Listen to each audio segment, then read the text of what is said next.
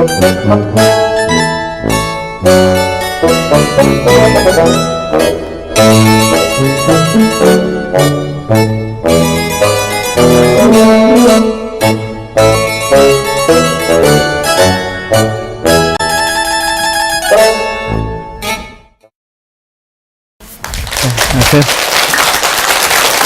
안녕하세요. 네, 반갑습니다. 자, 그래서 오늘은 이제 20세기, 21세기를 중심으로 현대 문명에서의 수학을 보려고 합니다. 그리고 이제 우리 아이들에게 수학은 뭘까, 이제 뭐여야 될까, 이런 얘기까지 좀 해보려고 합니다. 그래서 제가 이제 청소년에게 수학 공부는 뭘까? 우리 청소년들은 뭐 수학만 하는 게 아니잖아요. 굉장히 많은 걸 공부하고, 그리고 뭐 역사는 역사대로 공부하고 수학은 수학대로 공부하지 두 개를 같이 볼 생각도 못 하거든요. 그러기에는 그렇게 현재 교과 과정에서 가르쳐 주지도 않고, 다 아이들이 그걸 자기들이 알아서 독서를 통해서 그런 틈을 메우는 것도 무리죠. 그러니까 그래서 어떤 의미에서는 또 그래서 이제 우리 부모님들의 그런 독서 지도 같은 것도 그래서 중요할 수 있는데요. 그래서 청소년에게 수학 공부란 왜 수학을 해야 될까? 그 아이들에게 미래에 어떤 역할을 할 수 있을까? 이런 건데요. 그래서 뭐 이제 사실 제가 자주 듣는 말 중에 미적분 나 안 쓰고 평생 잘 살았다, 내 분야에서 아무 문제 없이 이제 이런 말씀들 하시거든요. 근데 이제 아이들의 시대에 앞으로 정말 그럴까, 이제 이런 말씀인데요.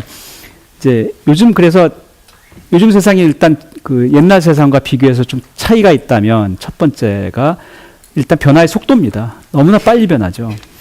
그래서 뭐 완전히 새로운 그러니까 지식의 총량으로 따지면 요즘 1년에 나오는 총량이 옛날 한 세기에 나오는 것보다 많거든요. 그러니까 이렇게 빨리 많은 지식이 나오고, 그러니까 새로운 지식이 출현할 뿐만 아니라 완전히 새로운 산업이 탄생하기도 하고, 회사에서도 어떤 부서나 어떤 관련 부분이 완전히 없어지기도 하고 완전히 새로운 게 나타나거든요. 새로운 기술이 나타나니까. 옛날에 뭐 회사에서 한국에서 전자회사에서 무슨 비디오 테이프 같은 거 만들고 어떻게 하면 더 더 많은 걸 담을 수 있고 이런 연구 요즘 안 하잖아요. 그러니까 그런 부서 자체가 다 없어지거든요. 그러니까 그래서 이런 시대의 변화는 직업도 바꾸거든요.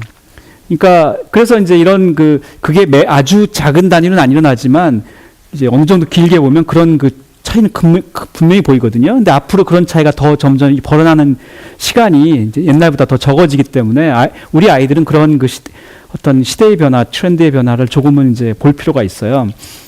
대학에서 전공한 것도 옛날보다 그래서 요즘은 대학에서 뭘 전공하느냐가 덜 중요합니다. 왜냐하면 대학에서 뭘 전공했는데요.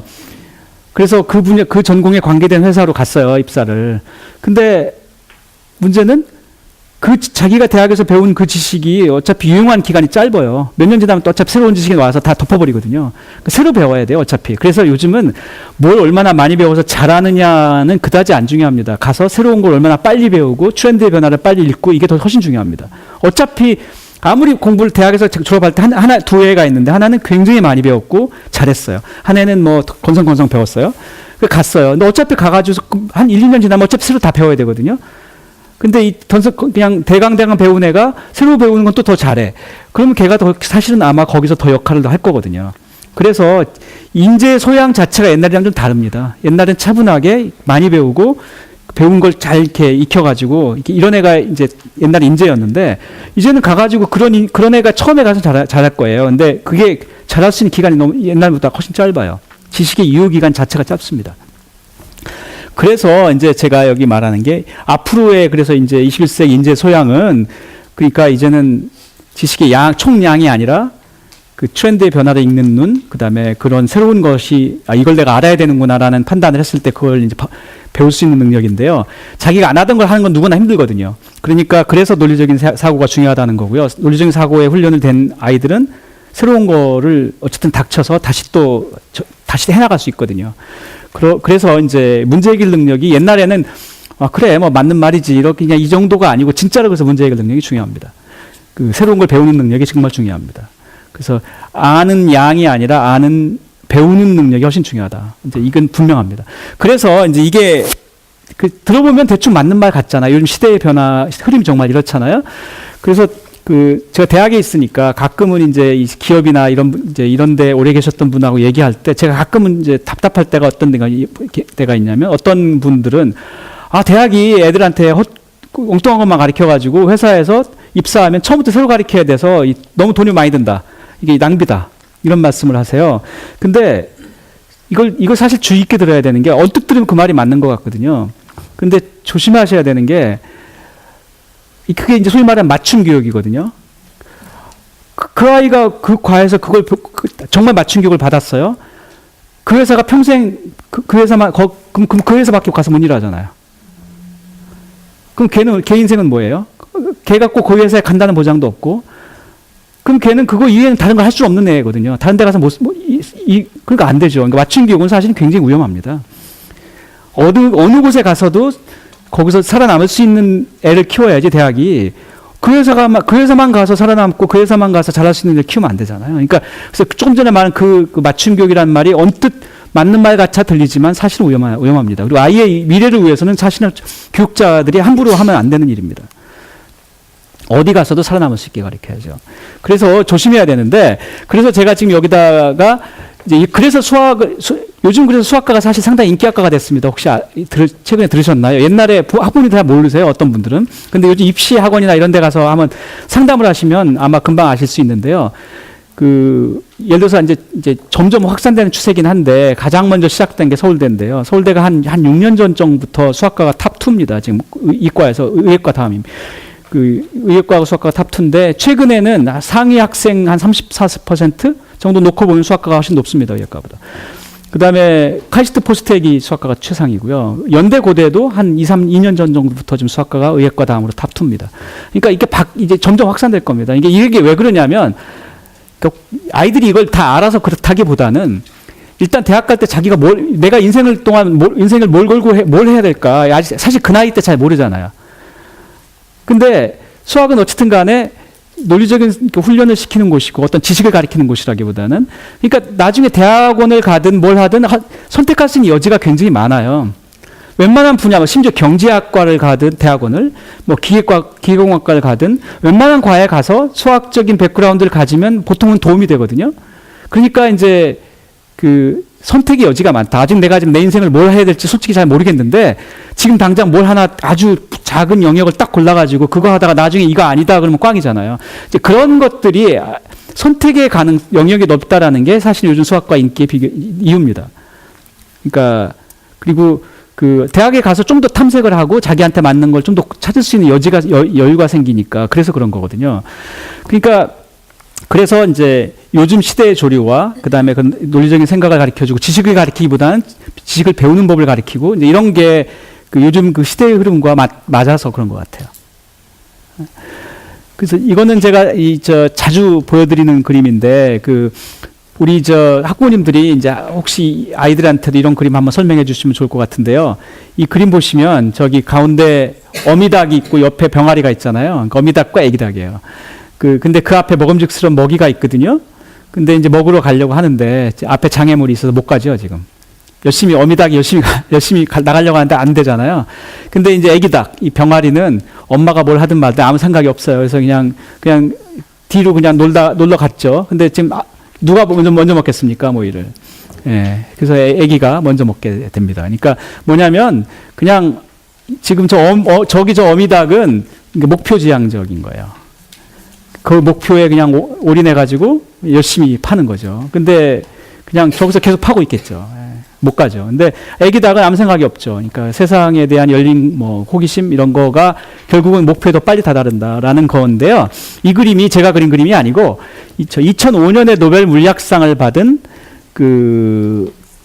테오도르 헨쉬라는 분인데, 헨쉬 교수가 자기 노벨상 수상 강연을 하면서 이 그림을 중간에다 보여줬어요. 이게 제가 57축이라고 나오는데, 그러니까 자기는 남들보다 천재도 아니고 그렇게 아주 어린 시절에 이렇게 똑똑한 애도 아니었는데 저런 병아리 같은 저런 호기심을 자기는 평생 유지해서 그 덕에 내가 오늘 노벨상도 받는다, 이런 얘기를 한 거예요. 그래서 요즘은 웬만한 건 다 사교육으로 해결하고 학원 가고, 이제 요즘은 얘기 들으니까 이제 R&E 뭐 고등학교 때 왜 애들 요즘은 이제 R&E 이런 것도 좀 뭐 하라고 그러잖아요. 어디 가가지고 연구 뭐 이렇게 과제 같은 것도 해보고 심지어 그런 것도 해주는 학원이 이제 요즘은 생겼다고 그러던데 근데 결국은 이제 그렇게 해서 다다를 수 없는 게 있습니다. 그러니까 어차피 대학만 가서 인생이 끝나는 게 아니고 요즘 대학 가서도 졸업하고 나서 직장도 또 안 되네 사실은 굉장히 힘들고 그러잖아요. 근데 결국은 그런 거기서 저런 애기닭 저 병아리 같은 아이를 찾아내려고 하는 요즘 뭐 각종 시험이라거나 이런 것들이 결국 그런 아이를 찾아내려고 하는 거거든요. 그러니까 당장에 대입해서 성과를 거둘지언정 나중에 고생하면 또 그것도 안 되잖아요. 그러니까 그래서 저런 다사를 애한테 가르치는 건 굉장히 중요합니다. 제 생각에는. 그래서 이제 이 두 가지 있고요. 제가 그래서 수학이 요즘 나름대로 굉장히 인기가, 적어도 한국에서는 굉장히 인기가 있게 됐습니다. 그래서 제가 실제로 이건 아마 보신 분들도 있을 거예요. 뉴스에도 좀 몇 번 났어요. 이게 지금 2014년 4월에 나온 방송인데요. 미국의 이제 NBC 방송에 났던 겁니다. 그래서 미국에서는 매년 커리어닷컴이라고 하는 그런 미국의 일종의 이제 직장 이제 각종 찾아주고 하는 그런 곳인데요. 거기서 이제 미국의 인기 직종 뭐 분석 같은 걸 하거든요. 근데 지금 제가 알기에는 지난 한 10년 사이에 적어도 4번 아니면 5번은 수학자가 1등을 했었습니다. 미국의 인기 직업 순위에서. 신기하죠? 근데 이분들의 왜 그러냐면 돈을 제일 많이 번다는 뜻은 아니에요. 여기 저기 밑에 보시면 제가 각종 이제 그 조사에 이제 밑에 기준 같은 거 적어놨는데 거기 보면 뭐 이제 스트레스라거나 뭐 자기 시간을 가질 수 있는 거, 가족들과 보내는 시간, 그러니까 삶의 질 뭐 이런 것까지 다 고려해서 나오는 인기도거든요. 그러니까 요즘 아이들은 예를 들어서 뭐 옛날에는 물론 아직도 의사가 굉장히 인기적인 직종이긴 하지만 어떤 사람들은 왜 이제 남자애를 놓고 한다면 의사란 직업은 본인보다는 부인한테 더 좋은 직업이란 말 하잖아요.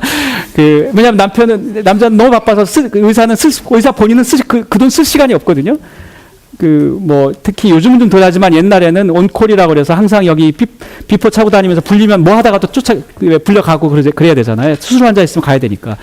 그러니까 이 삶의 질이라는 게 이제 가족들과 시간 보내고 여행도 가고 뭐 이제 이런 건데 그런 거를 하기 힘들죠. 그러니까 요즘 젊은 사람들은 근데 인생관이 요즘 옛날이랑 좀 달라서 그런 자기의 시간 뭐 이런 것도 굉장히 중요하게 생각하거든요. 여행을 하고. 그러니까 그래서 그런 의미로는 그래서 의사가 탑이 아닌 거예요, 지금. 이 순위에서. 아이들의 이 변화하는 인생관과 안 맞는 거예요. 그러니까 그런 것까지 고려한다면 그리고 이제 우리 자녀들이 뭐, 물론 이제 소위 아직도 우리가 생각하는 이제 성공한 직업이라는 거에 대한 어떤 견해가 있는데, 이제 그거에다가 앞으로의 그런 아이들의 시대에서는 그 아이들이 이제 각자의 어떤 삶을 누리고 여행도 하고 가족들과 보내는 시간 이런 삶의 질이라는 것도 결국은 중요해지기 때문에 그런 것까지 결국은 고민을 부모님들도 하셔야 됩니다. 아이들의 미래를 생각할 때, 얘기할 때. 안 그러면 아이가 나중에 왜 나를 이런 걸 만들었어? 나 너무 힘들다. 뭐 이런 얘기 할 수도 있거든요. 그러니까 그래서 이게 작년입니다. 2014년 통계인데요. 이 미국에서 나온 통계인데 여기 보시면 제가 탑 10과 꼴등 10을 적어 왔는데요. 이게 한 몇 개를 하거든요. 이게 발표했거든요. 그 중에서 앞쪽 10거 가지고 뒤쪽 10개인데 결국은 이제 이거 할 때 보면 예를 들어서 무슨 뭐 위험한 거 이런 것도 다 이게 순위가 내려갑니다. 그러니까 왜냐면 위험한 거 막 무거운 걸 날르고 이런 거 있잖아요. 왜냐면 학자들 중에도 실험실에서 막 무거운 화학약품 날라야 되고 이런 거는 한참 내려가요. 그러니까 왜냐면은 위험하고 어떻게 다칠 수도 있고 그러니까. 그래서 이제 그런 걸 하다 보니 이제 결국 수학자가 올라간 거예요. 실험실 뭐 없고 약품도 없고 깔끔하고 그죠? 그다음에 수학자가 또 다른 직업이랑 다른 또 좋은 점은 다른 특히 학자들 중에도 실험을 하는 학자들은 실험실에서 승부를 보잖아요. 실험실에서 밤을 누가 실험실에서 밤을 더 잘 새느냐 뭐 이런 싸움이라는 그런 경우도 있어요. 그러니까 그만큼 끈기의 싸움이기도 하고 그건 좋은데 이제 실험실에서 싸우지만 수학자들은 실험실이 없죠. 수학자들은 일반적으로 화학자나 이런 뭐 어떤 공학자나 어떤 실험을 하는 분들은 자기 아이디어가 맞는지를 실험실에서 테스트하거든요. 근데 수학자들은 자기 아이디어가 이제 낯서요. 어떤 문제를 풀기 위한 그 아이디어를 어디 학회나 이런 데 남한테 아니면 이런 데 가서 다른 사람한테 얘기하면서 자기 말이 맞는지를 테스트해요. 그럼 거기서 이제 그 비판이 오기도 하고 뭐 이렇게 오잖아요. 자기 아이디어를 테스트할 때 사람을 만나서 테스트합니다. 수학자들은. 그러니까 여행을 많이 합니다. 학회를 많이 가고 그다음에 공동연구자 방문도 많이 하고 또 부르기도 많이 합니다. 그래서 수학자들이 여행을 많이 해요. 이 요즘 젊은 사람들의 그 이 인생관과 상당히 맞습니다. 그래서 그러니까 수학자들에게 랩은 사람을 만나서 자기가 생각한 아이디어를 얘기하는 것이고 남의 아이디어를 들으면서 자기 문제 그 난관을 돌파구를 만들거든요. 아, 저 사람 얘기를 들으면서 갑자기 머릿속에서 그 영감이 번뜩여서 그걸 가지고 풀기도 하고 이러거든요. 그러니까 그 자기 연구실에만 처박혀 있는 수학자가 좋은 수학자가 아닙니다. 그래서 옛날엔 수학자가 물론 아까 아까 은둔의 수학자 얘기도 잠깐은 이제 혹시 있었는데요. 근데 이 수학자가 그렇게 옛날에 은둔의 수학자도 많았지만 요즘은 밖에 사람들과 얘기하고 하면서 자기 아이디어를 테스트하고 남의 아이디어를 들으면서 돌파구를 만들고 하는 그게 사실 중요한 메커니즘이 됐기 때문에 수학자들이 오히려 사회성이 점점 좋아지고 있습니다. 옛날보다. 그러니까 방식이 좀 바뀌는 거예요. 자, 그래서 그런 여러 가지 이유로 요즘 사람들한테 그러니까 요즘 아이들한테, 젊은 사람들한테 인기 직종이 된 겁니다. 여기 탑 10에 보면 수학과 관련된 직종이 여러 개 있습니다. 여기 통계학자도 있고, 계리사도 보통 수학과 출신들이 하거든요. 계리사라는 게 보험 설계하는 건데요. 계리사는 그 시험을 많이 봐야 됩니다. 수학 시험을 봐야 됩니다. 저건 미국에서도 연봉이 굉장히 높고 대신에 되기가 힘듭니다. 수학 시험을 계속 봐야 돼. 인생 살면서 계속 봐야 됩니다. 가지고 올라갈 때마다 연봉이 올라가는 이런 건데 보통 이제 초기 한 3개 정도를 보면 웬만한 회사에서 계리사가 될 수 있다고 해요. 보통 뭐 연봉이 굉장히 높습니다. 그러니까 한국에서도 연봉이 다 몇 억 이상이 되고 근데 대부분 수학과 출신들이 많이 합니다. 그래서 이제 수학과 출신 나갈 수 있는 그 영역들이 넓어지고 있는 거예요. 그래서 저기 보면 뭐 통계학자, 계리사, 무슨 컴퓨터 시스템 분석가 이런 것들이 대부분 수학과 관계 있는 직업들입니다. 제가 그 남의 직업을 폄하하기는 싫어서 그 아래쪽 10개는 제가 따로 코멘트 안 드리겠습니다만. 네. 자, 그래서 이렇게 그 수학자가 인기 직업이 됐는데 역사상 그러면 정말 이 수학을 했거나 수학을 공부했거나 수학과 출신으로 뭘 했던 사람들이 있나 이제 제가 예를 몇 개 들어왔는데 솔제니치라는 사람은 요즘 분들은 잘 몰라요. 옛날 사람들은 아는 노벨 문학상을 받은 러시아의 대문호입니다. 당시 공산 정권 하에서 이제 반체제 문학, 저항 문학을 했던 사람인데요. 저분이 혹시 소설 읽어보시면 정말로 논리적으로 잘 쓰거든요. 저분이 수학과 출신입니다. 그 다음에 빌 게이츠와 스티브 발머는 다 아실 텐데요. 마이크로소프트를 한 사람은 창업했고 스티브 발머도 지금은 은퇴했나요? 지금은 그냥 이사할 건데 예, 얼마 전까지만 해도 CEO였죠. 저분이 이제 하버드 수학과 3학번 동기들입니다. 두 사람 다. 저 중에서 스티브 발머는 졸업을 했고 빌 게이츠는 중간에 이제 성격이 급해서 나왔고요. 가펑클은 사이먼 앤 가펑클 혹시 아시죠? 예, 저 사람이 수학을 석사까지 해서 콜롬비아 대학에서 했는데 학부와 석사. 원래 박사 과정을 하다가 가수의 꿈과 수학자의 꿈 사이에서 고민하다가 가수의 꿈을 선택했다는 사람이고요. 저 영화 배우입니다. 아마 잘 모르실 텐데 검색해 보면 금방 나옵니다. 저 영화에 여러 개 나왔고요. 가끔 보입니다. 근데 베스트셀러를 여러 개 썼는데 여자아이를 위한 수학 책, 이런 종류의 책들을 여러 권 내서 뉴욕타임스의 베스트셀러로 몇 개가 나온 사람이 이제 이런 종류의 요즘 그래서 꼭 수학자가 아니더라도 수학과 출신으로 여러 분야에서 이렇게 잘하는 사람들이 많습니다. 그 다음에 이제 장점인 주석은 수학과 출신은 아닌데 굉장히 자기 현직 때도 수학을 아주 옹호했던 사람인데요. 예를 들어서 기자들이 취미가 뭡니까? 그러면 항상 자기는 주머니에 수학 문제 몇 개 갖고 다니면서 여가 시간에 푸는 게 자기 취미라고 그랬어요. 근데 이제 국가 지도자가 저런 말을 하면 실제 사실이 아닐지언정 그게 이제 굉장히 미래 세대한테 아이들에게 큰 영향을 주죠.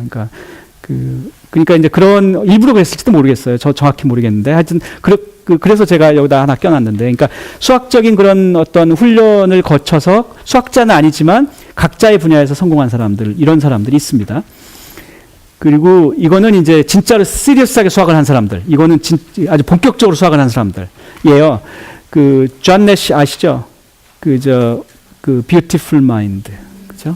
뷰티풀 마인드라는 영화에서 나왔던 정신병으로 고생하는 그 사람인데 저 사람은 원래 박사과정 자기 박사 논문에서 했던 일 가지고 나중에 노벨 경제학상을 받았죠.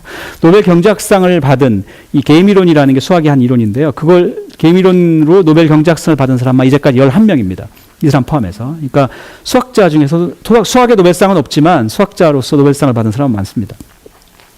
옆에가 나이팅게일 다 아시죠? 백의의 천사인데요.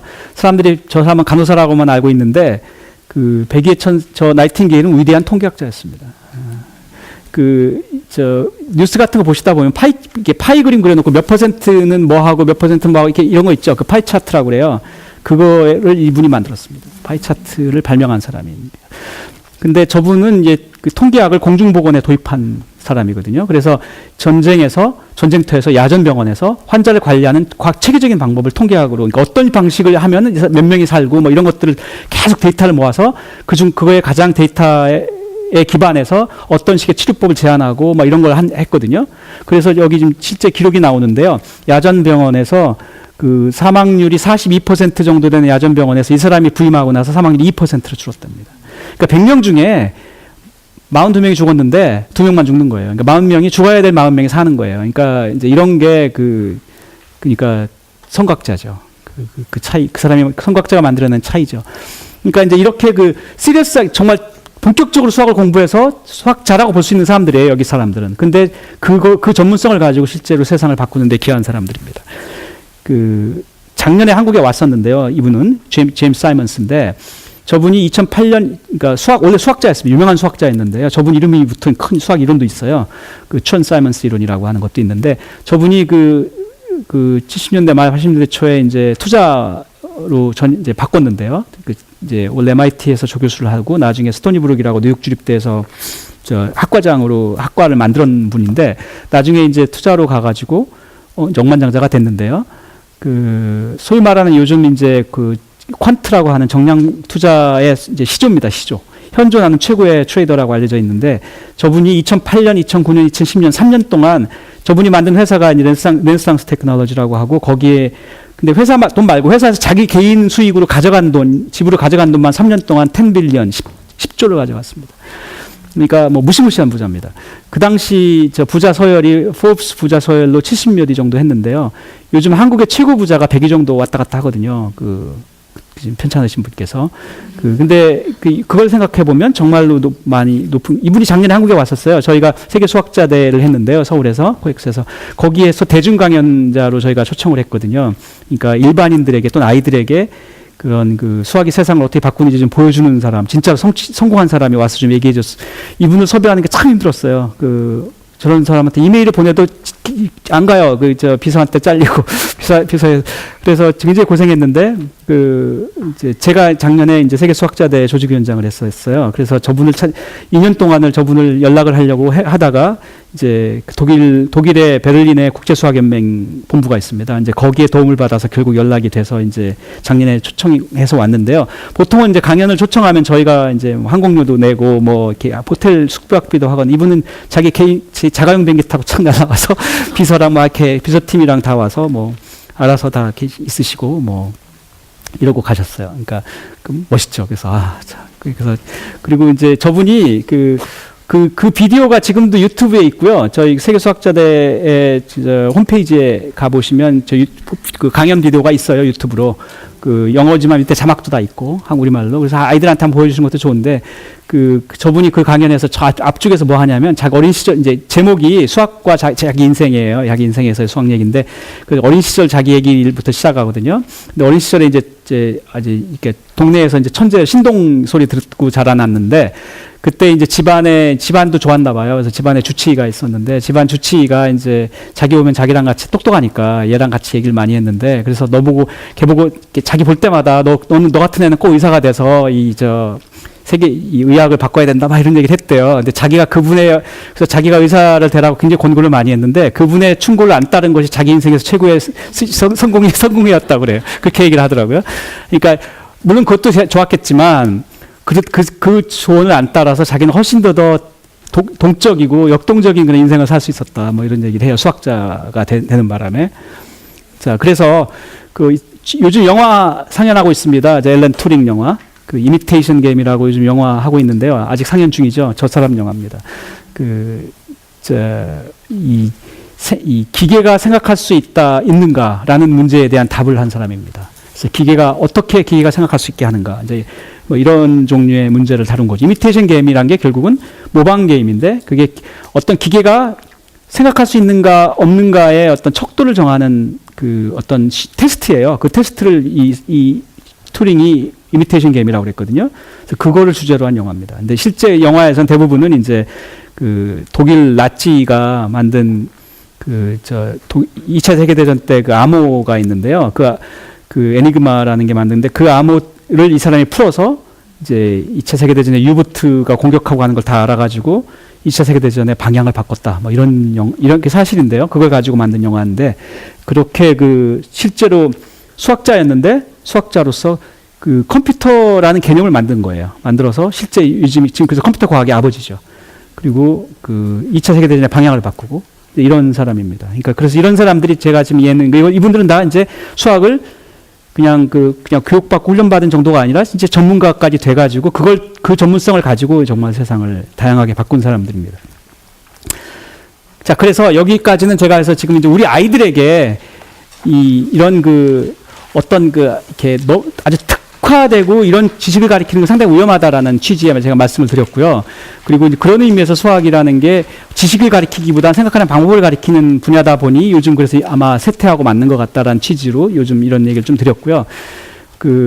이제 뒤쪽은 제가 아까 앞쪽에서는 그리스적 수학의 진화 이렇게 가지고 왜 난제들이 어떤 식으로 이렇게 진화해왔고 수학자들이 그걸 어떤 식으로 다뤄왔는지를 말씀드렸는데요. 그게 그리스적 수학. 근데 그거는 풀어서 도대체 뭐 하지라는 질문, 그런 생각 안 하고 그냥 푸는 거거든요.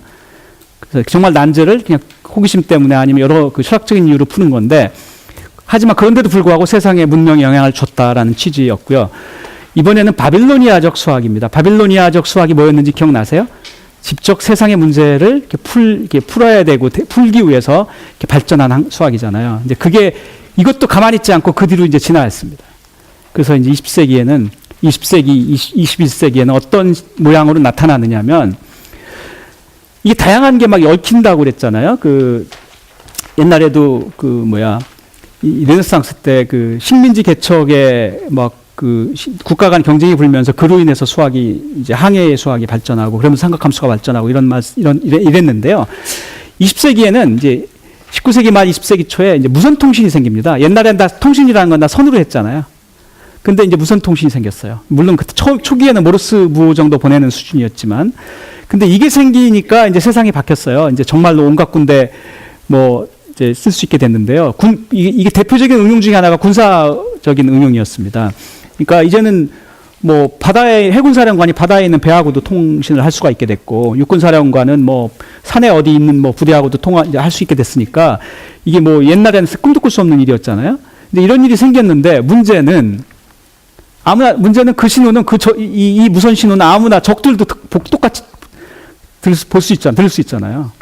그러니까 이 무선 신호의 문제인 거예요. 그러니까 일반 보통 사람이 너 잘 있니? 이런 거는 괜찮은데, 바다에 있는 그 배한테 너 어디로 빨리 오늘 밤에 몇 시에 가? 이런 거 못 보낸단 말이에요. 이게 이제, 그래서 무선 통신이 발전하면서 갑자기 이걸 갖다가 우리만 보고 적은 못 보게 하는 이제 이런 기술이 필요해졌어요. 그래서 암호가, 옛날에도 암호는 인류의 역사와 같이 있었습니다. 고대 스파르타와의 인들의 전쟁에서도 암호가 있었고요. 암호는 항상 있었는데, 암호 싸움은 특히 권력 싸움, 전쟁에서도 항상 암호가 있었습니다. 어떤 데서도. 예를 들어서 중세에도, 메리 여왕과 엘리자베스 여왕의 이 싸움이 있거든요. 둘이 사촌간인데요. 엘리자베스는 영국의 여왕이고, 메리 여왕은 스코틀랜드의 여왕입니다. 근데 결국은 이 메리 여왕이 잡혀가지고 나중에 사형당하거든요. 자기 사촌한테. 근데 이제 그 당시에 지금도 그 역사책을 보면, 이 메리 여왕이 이길 수도 있었는데, 근데 잡혔고 나중에 사형당하는 것도 이제, 근데 그게 왜냐면 이 귀한 피를 갖고 있기 때문에 엘리자베스 여왕이라고 해도 함부로 죽일 수가 없어요. 당시 왕족을 더구나 적통이거든요, 메리 여왕. 근데 그 당시에 결국은 외부에 있는 어떤 지원 세력과 비밀 암호 비밀 통신을 해요. 근데 그거를 결국은 이제 들켜요. 그리고 그 암호를 해독하거든요. 그래서 결국 암호전의 승리라고 합니다. 엘리자베스 여왕. 이렇게 역사에는 이런 그 정치와 암호와 전쟁과 이런 것들이 여러 형태를 얽힌 예는 정말로 많습니다. 근데 문제는 20세기에는 이제는 이 암호는 이제 정말 다른 수준의 암호전이에요. 이거는 이제 이 무선 통신 때문에 생긴 이 암호전은 이제 다루는 양도 방대하고 온갖 사람들이 얼마나 많은 통신을 합니까? 우리 개인으로도 요즘 무선 무선 전화기를 얼마나 많이 합니까? 그러니까 통신 양 자체가 엄청나게 많고 모든 사람이 들을 수 있는 그런 이제 신호거든요. 근데 이거에서 그러니까 이제 암호를 완전히 이제 새로운 종류의 암호가 필요해져서 훨씬 높은 수준에. 그래서 이제 이 암호의 수학이 20세기에 굉장히 발전합니다. 이게 아주 높은 수준의 수학이거든요. 여러 가지 새로운 수학이 여기서 이 과정에서 발전했고, 그래서 이제 아까 말한 이미테이션 게임 얘기가 나온 겁니다. 그래서 그 독일군 암호를 결국은 이 사람이 그거를 이제 왜냐면 그 암호를 만든 사람을 역추적해가지고 온갖 가능성을 해봐야 되기 때문에 도저히 사람 손으로는 안 돼요. 사람 머리로도 안 되고, 결국은 컴퓨터 비슷한 개념을 그 당시 컴퓨터가 없던 시절이거든요. 그래서 이거에 특화된 컴퓨터 비슷한 걸 만듭니다. 이제 특화된, 그러니까 암호만 해독하는. 하지만 그 개념은 굉장히 컴퓨터와 흡사하죠. 그래서 그게 이제 컴퓨터의 원조는 사실은 그래서 암호 깨는 기계였어요. 그게 영화에 나옵니다. 영화를 한번 보세요. 이미테이션 게임. 애 데리고 가서 보셔도 좋습니다. 근데 이제 투링이 이제 그 동성연애자였고, 그래서 이제 결국은 자살을 하는데 핍박을 못 견뎌서 그런 것 때문에 혹시 좀 부담이 되실 수도 있으면 그냥 줄거리만 얘기해 주셔도 됩니다. 그래서 제가 이제 지금은 그래서 오히려 20세기, 21세기에 이런 바빌로니아적 전통, 다시 말하면 우리 세상의 문제를 해결하는 수학이 이제 훨씬 더 강해집니다. 제가 아까 19세기와 20세기는 굉장히 추상적인 그리스적인 수학이 아주 강했거든요. 근데 오히려 20세기 후반부 들어오면서 이런 바빌로니아적 수학이 아주 화려하게 부활합니다. 좀 전에 아까 그 암호의 수학도 사실은 그런 한 예라고 볼 수 있고요. 이제 더 후반부로 갈수록 더 커집니다. 제가 대표적인 예 중에 하나가 스티브 잡스를 고르는 건데요. 스티브 잡스가 수학이랑 무슨 관계가 있을까요? 별로 관계 없죠. 스티브 잡스는 사실 수학을 잘했다는 증거도 전혀 없고요. 아마 그다지 잘하지 않았을 것으로 저도 생각을 하는데, 그렇지만 연관이 있습니다. 이 사람이 1976년에 애플 회사 컴퓨터를 만들었어요. 근데 85년에 이사회에서 쿠데타가 나서 자기가 만든 회사인데 쫓겨났습니다. 그래서 이제 이 좌절의 이제 시기를 겪는데요. 이 시기에 이 사람이 그냥 놀았던 건 아니고 이제 좌절하고 여러 가지 이제 얼마나 힘들었겠어요. 이제 돈은 많았어요. 왜냐하면 이제 여러 가지 이제 회사 나오면서 이제 세버런스 패키지라고 하는 이제 이제 돈을 받았기 때문에 돈은 많았는데 이미 이때 나이가 너무 젊은 거예요. 문제는 아마 20대 말 30대 초일 텐데 너무 일찍 성공해서 돈은 많지만 인생을 할 게 없잖아요. 자기 인생에 더구나 가장 큰 성취가 그냥 앞만 보고 왔는데 그걸 잃어버렸잖아요. 그러니까 이제 그래서 상실의 시대를 걷는 이제 이 시기에 이 사람이 뭘 했냐면 얘기로는 세상 여러 곳을 여행하면서 구루들을 만났대요. 구루라는 게 어느 영역에서 최고의 성취를 이룬 사람들이거든요. 각 여러 분야의 구루들을 만나면서 이제 이 조언을 들었답니다. 제가 뭘 하고 살면 될까요? 이런. 그랬는데, 결국은 아마 스티브 잡스가 그 과정에서 어떤 이제 영감을 받아서 자기 인생의 후반부에 뭘 하고 살 건가를 정하거든요. 근데 그 당시에 가장 큰 영향을 줬던 사람이 폴 버그라고 하는 구루 중에 한 명입니다. 바로 나중에 결국 알고 보니 사실 자기 옆집 네이버 근처 집 같은 동네 이웃이었어요. 스탠퍼드 대학의 교수인데요. 폴 버그가 노벨 화학상 수상자입니다. 그러니까 근데 저분은 이제 여러 군데 세상 돌면서 만났는데 저분한테 큰 영향을 받았는데 동네 사람이에요. 같은 팔로알토에 살았는데 저분한테 가서 이제 뭘 제가 할까요? 그랬더니 저분이 말이 너 잘 왔다. 그랬더니 가상 실험을 좀 할 수 있게 해봐라 그러더래요. 가상 실험이 뭐냐면 virtual experiment인데 저분이 노벨상을 받았는데 DNA 구조를 연구하고 있었는데 그거 실험 준비만 하는데 1년이 걸린답니다. 그 실험 재료를 만들고 해가지고 그러다 1년 뒤에 이제 드디어 실험을 하는데 뭐 하나 잘못하면 그때부터 다시 새로 시작해야 된대요. 얼마나 허망하겠어요.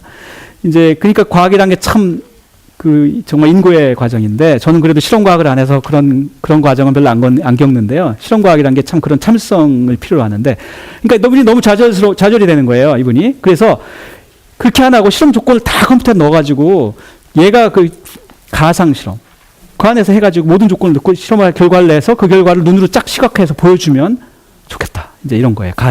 그랬는데 스티브 잡스가 그 얘기를 듣고 이거 다 했대요. 내가 이걸 해야 되는구나. 이게 왜냐하면 사업이 되면서 인류의 어떤 변화를 만들 수 있는 일이다. 이렇게 생각한 거죠. 이 사람은 이제 돈만 버는 거에는 목표가 없어요. 돈은 충분히 있으니까. 뭔가 세상에 뭔가를 하고 싶은데 같이 할 수 있는 일이 된 거죠. 그래서 그 일을 하기로 했답니다. 그래서 회사를 2개 만들었습니다. 넥스트라는 회사를 만들었고, 그 컴퓨터 회사입니다. 가지고 그런 가상 실험을 할 수 있는 아주 강력한 컴퓨터, 하드웨어를 만드는 회사를 만들고, 그 다음에 거기서 이제 가상 실험을 한 다음에 그 결과를 우리 눈에 시각화해서 보여주는 회사, 픽사. 픽사는 자기 창업한 건 아니고요. 루카스라는 감독 아시죠? 스타워즈 그 감독. 루카스가 원래 만든 회사인데, 뭐 별 볼 일 없던 회사인데, 그걸 인수해서 이제 인수했답니다. 그래가지고 2개 회사를 만들거든요.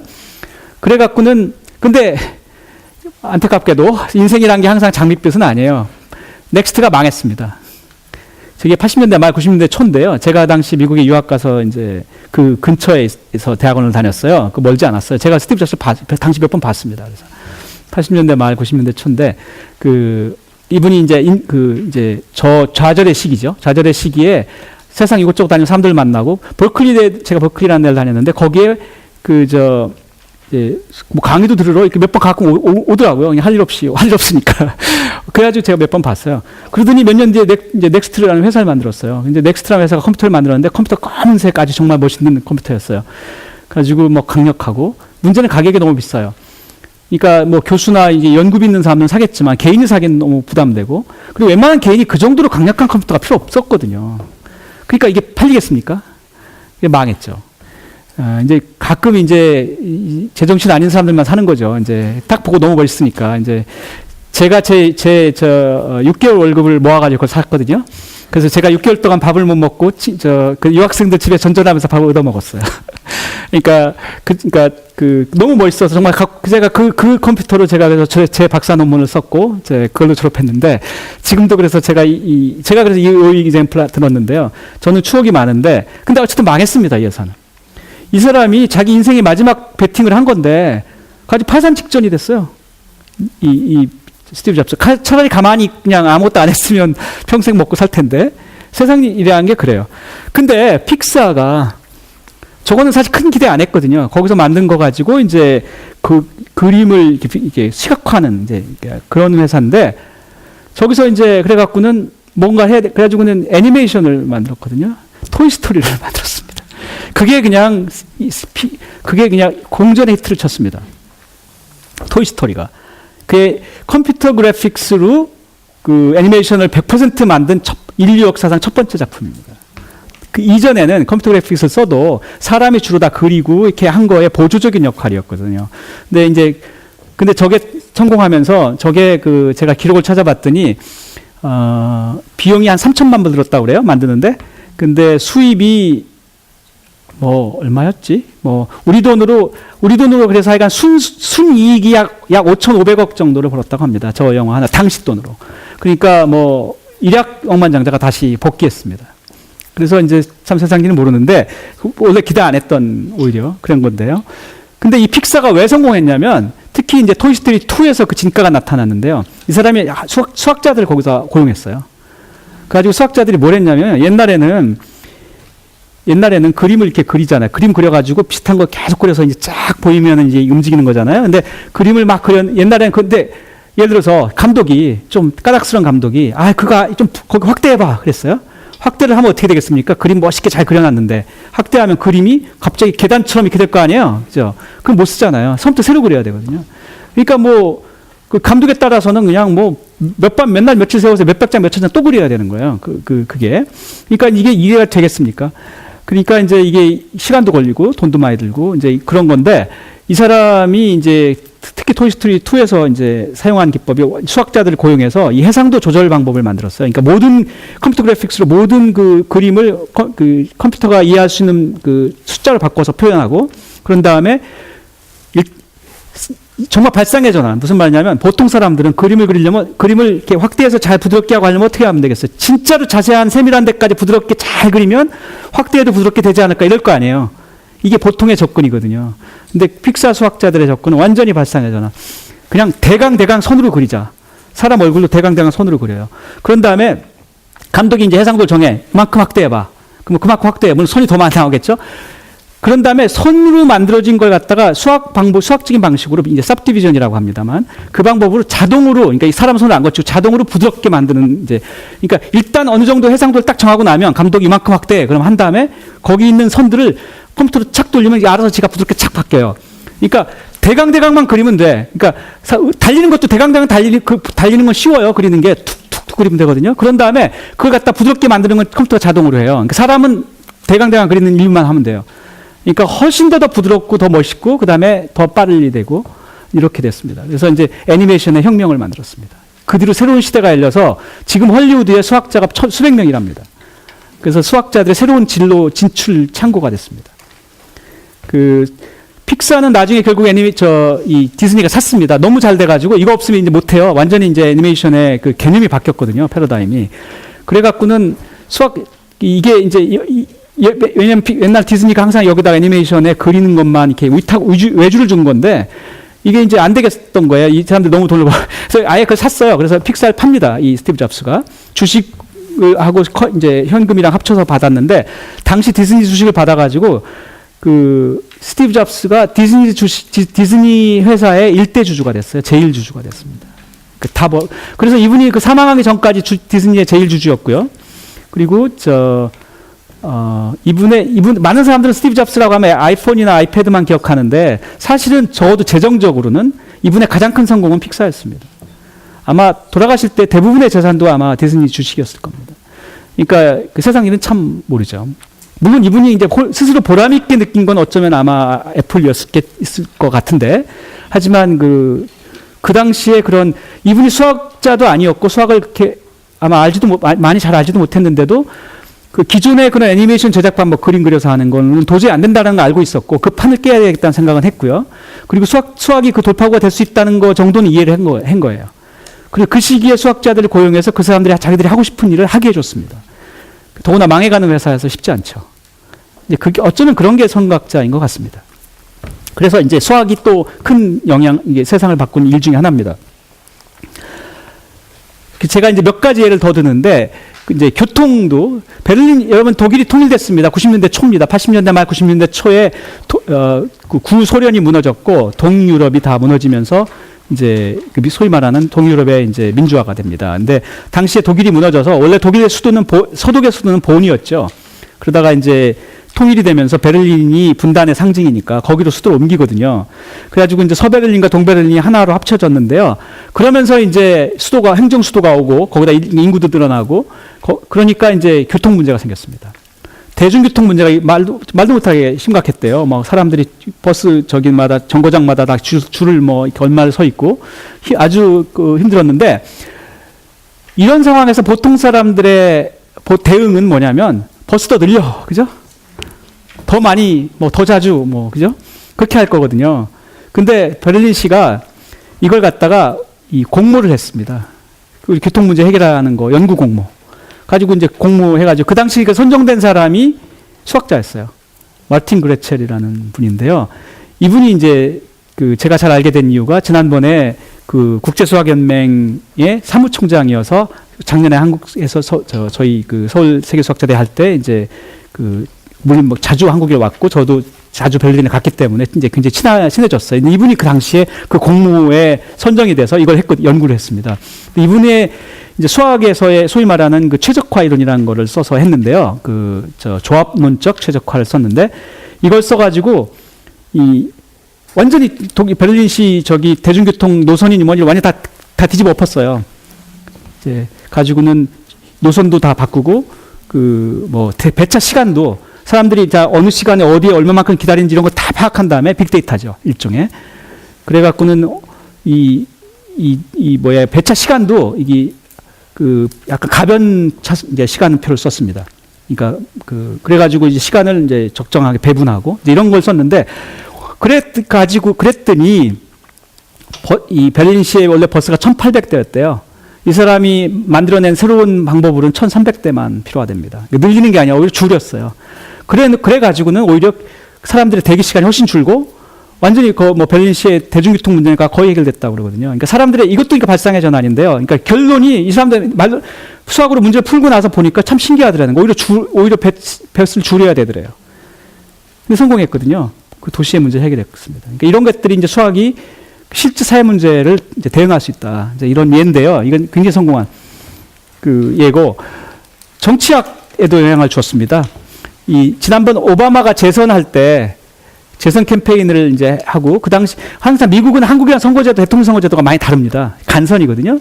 미국은 세계적으로 드문 경우인데요. 50개 주에서 각각 선거를 해요. 그래가지고 선거인단을 만들죠. 50개 주가 선거가 끝나면 이제 누가 대통령 될지가 정해집니다. 왜냐하면 선거인단이 자기 선거에 나갈 때 나는 누구를 찍겠다고 하고 나가거든요. 그러니까 이제 그게 선정되면 되는데, 이게 문제는 실제로 그런 사람이 있었죠.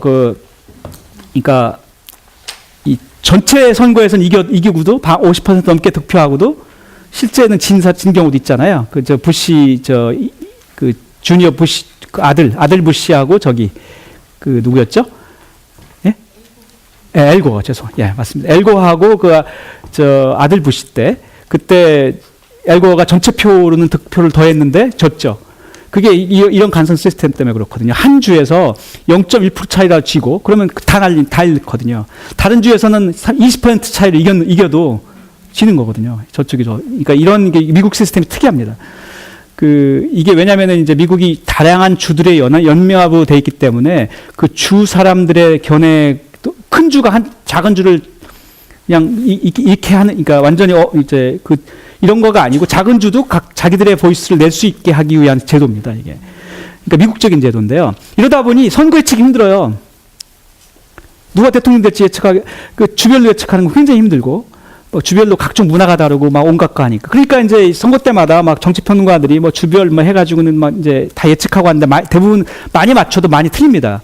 근데 이 네이트 실버라는 사람이 통계에 기반해서 빅데이터를 가지고 했는데요.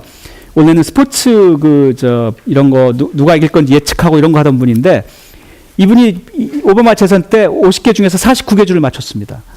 그러니까 이게 이제 무시무시한 겁니다, 이게. 어떤 정치평론가보다 높은 건데, 정치평론 안 쓰고, 정치적인 견해 안 쓰고, 아무런 그런 문화적인 것도 안 쓰고, 숫자만 갖고 간 겁니다. 그러니까 이게 빅데이터 힘인데요. 딱 하나 틀린 데가 인디애나인데, 인디애나도 아마 1% 미내였을 거예요, 그 차이가. 그러니까 거의 맞춘 거나, 이게 진배 없죠. 거의 이 에러 범주 안에 들어있는 거니까요. 그러니까 이런 것들이 이제 그래서 타임즈에서 세계에서 가장 영향 있는 백인으로 선정됐는데, 이런 거 보면 참 시대가 정치평론가가 수학자를 못 이기는 시대가 된 겁니다. 경제학은 이분은 2012년에 노벨 경제학상을 수상한 분인데, 이분 인터뷰에서 그런 말을 했어요. 나는 수학자인데 왜 경제학상을 주는지 모르겠다. 자기 경제학 모르는데. 그러니까 전에 뷰티풀 마인드에서도 그러거든요. 그분도 사실은 경제학을 잘 모르거든요. 근데 그분의 수학 이론이 경제학에서 큰 아주 혁신을 만들었기 때문에 이제 노벨상을 받는 건데, 이분도 그랬죠. 이분이 한 수학은 사실은 상당히 높은 어려운 수학입니다. 그러니까 사실은 근데 재밌어요. 재밌는 수학인데요. 이게 뭐냐면 짝짓기의 수학이라는 거거든요. 짝짓기.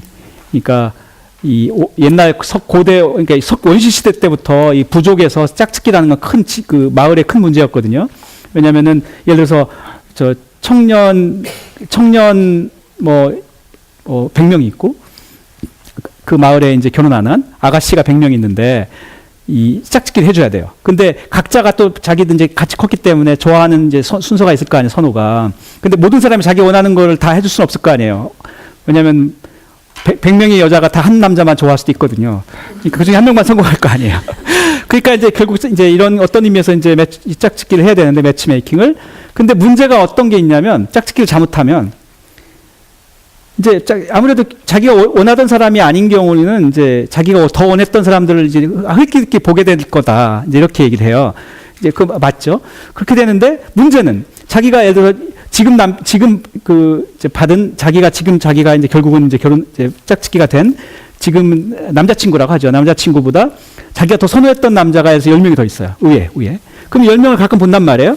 근데 문제는 그 10명들도 자기들도 좋아했던 순서가 있을 텐데 그 10명 중에 몇 명이 예를 들어서 지금 현재 받을 그 여자친구보다 얘가 더 순위가 높았어요. 그러면 어떻게 돼요? 그러면은 이제 서로 눈이 맞는 거죠. 그렇게 되면 이제 마을 적어도 공동체라는 입장에서는 이게 많은 문제를 만듭니다. 서로 그 감정의 어떤 상처도 생기고 그 공동체 유지에 여러 가지 어려움이 생기고 이런 거잖아요. 그러니까 그래서 짝짓기의 기본적인은 100% 누구 만족할 수는 없지만 적어도 이런 종류의 한쪽이 한쪽을 더 좋아하더라도 이쪽은 적어도 이 사람보다는 현재 사람이 더 좋은 이제 이런 식으로 짝짓기를 해야 되는 거예요. 근데 문제는 그게 가능하냐? 다시 말하면 이게 이런 거 보고 우리가 이제 짝짓기에서 평형을 이뤘다고 그러거든요. 평형을 이뤘다. 지금이 최적은 아니지만 적어도 평형을 이뤄서 바꾸는 거가 현재보다는 다 나빠. 이제 이렇게 되면 그냥 있는 거 이게 이거 보고 이제 자원 배분에 또는 뭐 회사에서 인턴을 모으는데 회사가 1000개가 있고 인턴이 10,000명인데 짝짓기. 고등학교가 1000개인데 학생이 10만 명인데 그 짝짓기. 이런 거를 어떻게 하면 되느냐. 똑같은 문제잖아요. 그래서 경쟁 문제입니다, 이게 항상 된다는 걸 증명했습니다. 전략을 잘 짜서 잘 하면 절대로 경륜지라는 일이 안 생긴다는 걸 증명을 했어요. 그래서 그걸 가지고 실제 짝짓기를 합니다. 이 각종 자원 배분을. 수학자인데 이 문제 풀어서 노벨상 받았습니다. 그러니까 이런 일들이 일어나고요.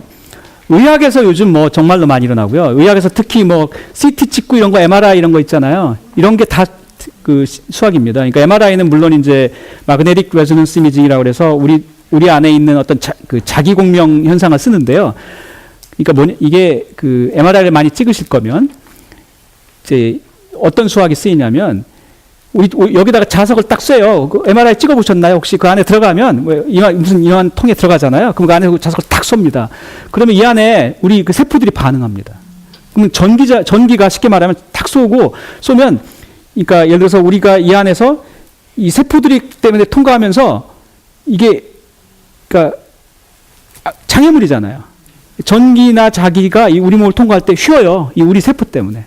세포의 모양이나 이런 것들 때문에. 그 안에 성분 때문에. 그러니까 그걸 갖다 측정을 해요. 그러면 자기장이 이렇게 쐈는데 이렇게 휘었네? 그죠? 그러면 추측을 하는 거예요. 여기에 이런 모양이 있으니까 얘가 이렇게 휘었겠다. 이거 보고 우리가 인버스 프로블럼이라고 그래요. 무슨 말이냐면 forward problem. 정문제는 정문제와 영문제. 인버스 프로블럼과 forward problem, inverse problem 그러거든요. 정문제, 영문제. 정문제는 뭐냐면 좌석을 자기장을 쐈더니 여기 얘네들 우리 안에 있는 기관 때문에 휘었다. 그러니까 이게 원인이고 이게 결과잖아요. 휜 게. 그러니까 얘들 때문에 휜 거가 forward. 어떻게 휘나 보는 거는 이런 모양이 있으면 이렇게 이제 이런 거 공부하는 거가 forward problem이고 우리가 측정한 건 뭐예요? 우리는 이 안에 있는 거 얘가 어떤 게 있는지 모르잖아요. 근데 측정된 건 뭡니까? 휜 건 측정됐잖아요. 여기 자기판이 있어서 기록이 되니까 이렇게 휘었네는 알거든요. 거꾸로 그러면 뭐 때문에 이렇게 휘었지? 여기 모양을 추측하는 거예요. 이게 영문제입니다. 역으로 모양을 추측하는 거예요. 이게 영문제인데 영문제가 이게 이제 완전히 수학 문제입니다. 어려운 수학 문제입니다. 그래서 이거를 계속 지금도 연구하고 있고 한국의 영문제에 관한 수학에서 영문제에 관한 한국이 세계 강국입니다. 이걸 하는 굉장히 훌륭한 수학자가 몇 분이 계시고 잘하고 계십니다. 그래서 이 영문제가 더 수학이 발전할수록 MRI의 정확도가 높아집니다. 이런 거가 그래서 정말로 수학입니다. 통신 제가 이제 시간이 많이 가니까 이제 조금 줄이는데요. 통신에서도 인터넷이 한국 인터넷 강국인 거 아시죠? 외국에 한번 어디 여행 가보시면 속 터져요. 너무 인터넷 엄청 느리거든요. 한국은처럼 빠른 곳이 없는데요. 이유 중에 하나가 선진국은 이미 옛날에 전화선, 구리선 이런 게 온갖 작은 단계까지 다 깔아놔 버려가지고 이걸 다 걷어내고 새로 광 케이블 까는 게 힘든 거예요. 너무 이게 선진국의 고민입니다. 후발국은 이런 고민이 없어요. 후발국은 지금부터 깔면 되거든요. 근데 선진국은 그 많은 투자를 다 걷어내는 게 또 문제거든요. 근데 그래서 기존 그런 옛날 라인, 옛날 구리선 이런 걸로도 인터넷에서 어디까지 빠르게 갈 수 있나 이런 연구를 지금도 하거든요. 근데 지금 벨랩의 수학자들이 제가 직접 아는 분한테 거기에 벨랩에서 일하는 분한테 직접 들었는데 기존의 구리선을 갖고도 수학적인 방식만 바꿔서 현재 광 케이블 거의 한 반 정도 수준까지 속도를 올리는 방법을 만들었다고 그래요. 그러니까 그렇게 되면은 지금 아직 앞으로 한 5년, 10년 안 걷어내고 써도 되거든요. 그러니까 이런 것들이 수학에 돈이 되는 예입니다. 그러니까 또 이거는 높은 수준의 수학이죠.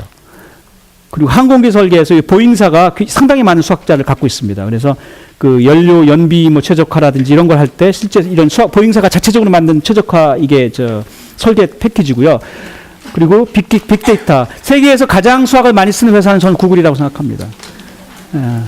구글이 검색 엔진을 만들었을 때 이미 당시에 그 야후가 있었고 알타비스타가 있었는데 그걸 다 깨고 구글이 성공한 이유가 구글로 검색하면 자기가 보통 왜 이제 막 한 10페이지, 20페이지 나오잖아요. 근데 자기가 보통 두 번째 페이지도 잘 안 가요. 웬만한 건 다 첫 번째 페이지 나오거든요. 그걸 어떻게 하느냐고요. 뭔가 순서가 있어서 순서 서열을 매기는 건데 그걸 잘하는 거예요. 근데 그거 할 때 페이지의 이름을 딴 페이지 랭크라는 수학 알고리즘을 씁니다. 이게 페이지가 구글의 공동 창업자입니다. 구글의 공동 창업자가 세르게이 브린하고 그 레리 페이지인데 레리 페이지는 컴퓨터 과학을 했고 세르게이 브린은 응용수학 박사입니다. 둘 다 스탠포드에서. 그래서 구글은 수학으로 성공한 곳입니다. 그 남들보다 더 좋은 검색 엔진을 만들었거든요. 수학을 이용해서. 페이스북도 이 엣지랭크라는 걸 써서 하고요. 한국에서 야간 버스 노선 아시죠? 야간에 한국에서 서울에서는 야간 버스가 다니거든요. 이제 다른 도시도 갈 텐데 이 야간 버스 노선 정할 때 노선 잘못 정하면 큰일 나요. 민원 생겨요. 왜 우리 집 앞에 안 오냐고 그러거든요.